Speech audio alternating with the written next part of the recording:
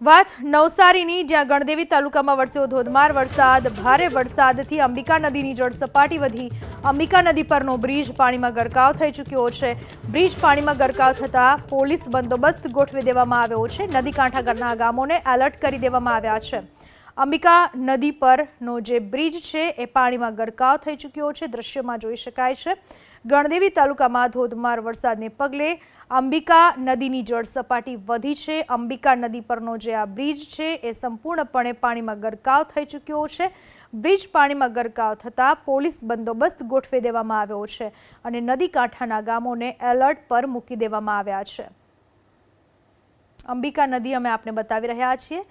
નવસારીની આ અંબિકા નદી છે. ભારે વરસાદ વરસ્યો, જેના પરિણામે અંબિકા નદીમાં નવા નીર આવ્યા અને એ નદીના પાણી બ્રિજ ઉપર ફરી વળતા બ્રિજ બંધ કરી દેવામાં આવ્યો છે.